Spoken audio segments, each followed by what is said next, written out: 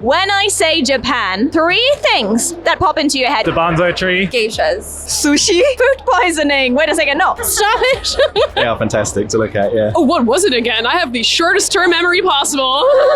3 things that pop into your head when you hear the word Japan. This time we've come to MCM London and we're going to go and ask the people from all around here what they think about Japan and what are the 3 things that they think of first. So let's go and ask Farnes. If I say Japan, what are the 3 things that first pop into your head? Oh gosh. Probably like samurais.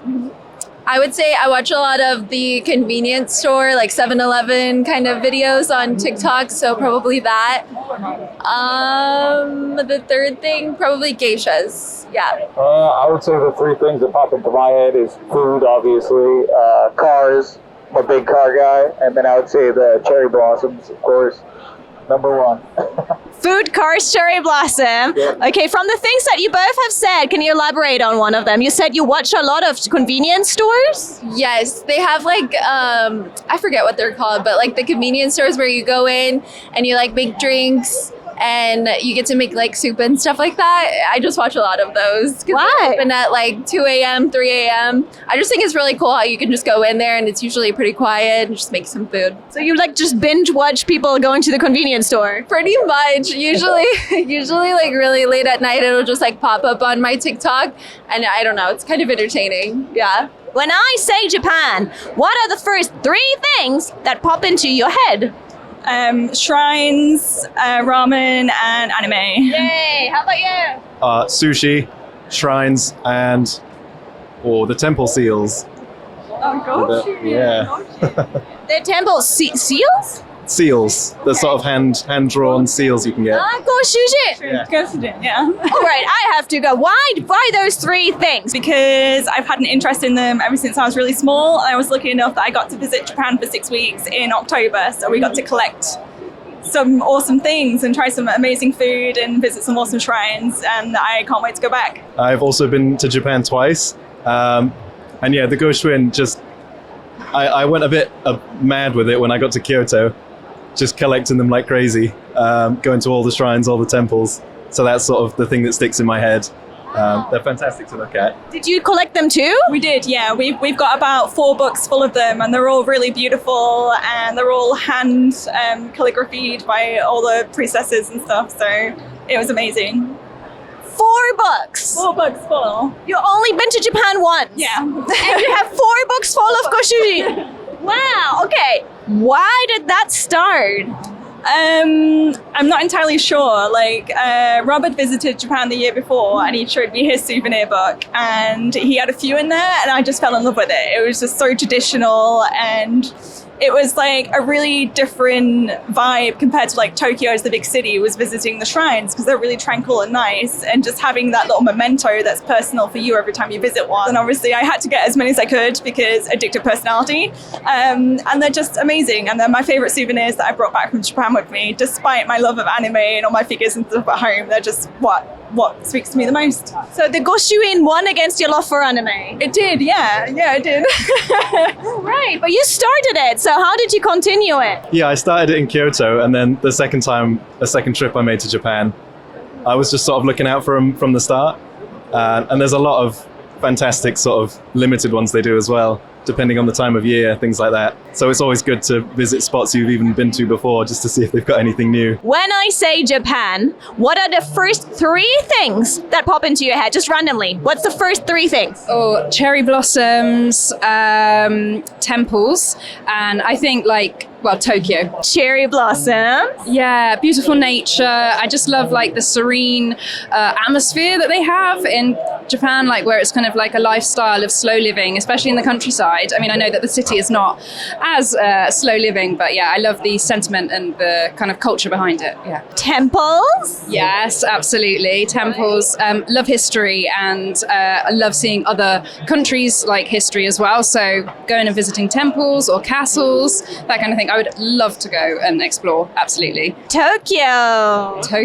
Gosh, what can you say about Tokyo? I mean, there's so much going on. It just looks incredible. I love sort of city life as well, like, you know, that buzz has and the culture that's all there, and you've got people in their fashion, and the J fashion I just think is amazing. So definitely get inspired by that when I'm not in cosplay. Yeah. Tell me 3 things when I say Japan that come into your mind first. Innovation, anime, and cleanliness. I'd say innovation. From a technical perspective, Japan are definitely ahead of a lot of countries. I know friends who have been to Japan and they've always told me about the sort of amazing technology, the machines that come to your door and deliver you food. We don't have that in the UK. We don't have that in Europe. Then the second is anime. Naturally, I think Japan really sort of like owned the anime space. Naturally, anime is global, but they're definitely the sort of heartbeat of anime. And then the third is cleanliness. When I started to travel outside of London, I realized that London wasn't really a clean city. But everybody tells me that Japan is really clean. I believe they have like quite strict laws in regards to littering, and you have to carry your waste around with you, which basically means that you're responsible for your own what domestic you make. So you take with you as opposed to bins. My understanding is that they don't have bins in a lot of cities in Japan. So for me, that's really clean. When I say Japan, name me the first 3 things that come into your head. Oh my gosh. I think definitely the food, 100%. Like, I think specifically like jellyfish, because when I went there, I ate jellyfish there. I got food poisoning from it, so I think about that. And then next, obviously a staple, Miku. Yes. Miku's, because I love her music, Vocaloids in general, I love them. And third of all, definitely, I know it sounds cliche, but anime, of course, because, you know, I love it. I've been watching anime for like all my life, so. Why did you eat jellyfish? I went there and I went to a traditional, I forgot specifically what it was called, but it was a traditional house there, and they like served us like very traditional food there, and my stomach just could not handle the jellyfish. It was horrible, but it was nice anyway. It was nice going to somewhere that wasn't like Tokyo and seeing like other parts of the culture, you know, that people usually wouldn't go see in Japan. Miku, so elaborate a little bit on that. Oh my gosh, I love Miku. I love Vocaloids. I think they're amazing, and I think people judge that music way too hard, like Vocaloid music. And yeah, I just love Vocaloid, specifically V-Flower as well, but Miku's like the main one, of course. So yeah. Anime, manga, what caught your heart? How did that start for you? Oh my gosh, I've been watching Studio Ghibli ever since I was like before I could even read. Like my mum used to read me the subtitles because I couldn't actually read. And yeah, it's just been like anime has been a very big part of my life for a long time, and I think it's kind of like shaped how I like view like art and things like that. I love it, and so definitely up there on one of the things I love about Japan. When I say Japan, name me 3 things that pop into your head straight away. Sakura trees, just beautiful, and I'm gonna say sushi. Anime, hot springs, and bonsai trees. Oh, why bonsai trees? I think other than sakura trees, they're a very lovely tree. Copy me. Well, I didn't want to copy you, but I think they're one of the nicest trees around. Why cherry blossom? They're just beautiful in the spring. Like I don't think I could ever afford to go to Japan, but like just seeing like the visual aspects of it is just gorgeous. Like they're beautiful and they're pink, and I'm just like, oh, they're beautiful. They're stunning. Where have you seen like nice images of cherry blossom trees last? TikTok, because we're all intimately glued. Maybe TikTok, a little bit of YouTube. Google's always just like, hey, have you seen the sakura blossom? Like, stop, I can't go. Stop it. But yeah, that would be the main places I'd see. When I say Japan, what are the first 3 things that pop into your head? Sushi, I love food. Tokyo, manga, definitely. Yes. Manga. Anime then, yeah. Akihabara, Hokkaido. Hokkaido. Oh. You said sushi first. Let me know what your love for sushi is. Okay, I guess it's just the ingredients are quite fresh. Oh, because you gotta be quite fresh to make the sushi ingredient to make sure it's good and make sure you don't get diarrhea, I guess. Yeah, oh my god, yeah. And then you said Tokyo?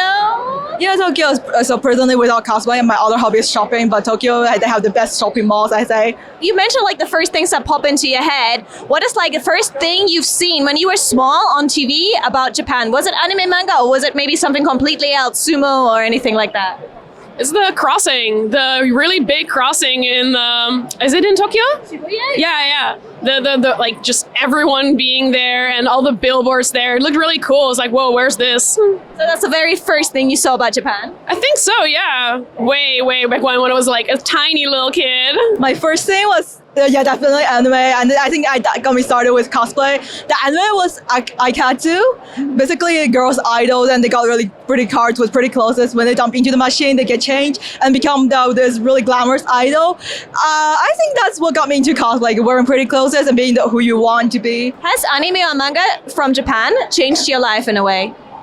I would say games, to be honest. Monster Hunter, mostly. I met my best friend in Monster Hunter. She was helping me with a mission, and that's how we got started talking, and this is probably the third year. Friends for 3 years now thanks to Monster Hunter. Exactly. Has anime, manga, or games from Japan changed your life in any way? Hamtaro, yeah. Hamtaro? Yeah, it was my first like favorite anime as a small child. I didn't even know it was anime. I just thought it was really cute, little hamsters. And I started playing the games, and then I started being interested in the pop culture as well. It's like where it started as like yet again, very small me. Hamtaro changed your life? Yes, they're so cute. I still know the entire theme song. Wait, what is it like? I know it in Dutch, so that's a dangerous question to ask. Let's go. Give me like the first line. Let's go, Caroline. Oh, het is Hamtaro tijd. Hamtaro. Kleine vriendjes, grote avonturen. There is now a Pop Asia section here at MCM London Comic Con, which shares Japanese culture. So we have over there one where you can get your name written in Japanese. There's an origami stand, and you can also learn how to draw manga to bring Japanese culture to the people here in London. I hope you enjoyed this video. There's actually more right here if you're curious to find out more what people think about Japan. And I'll see you soon on Ash Japanese. Bye! Mata ne!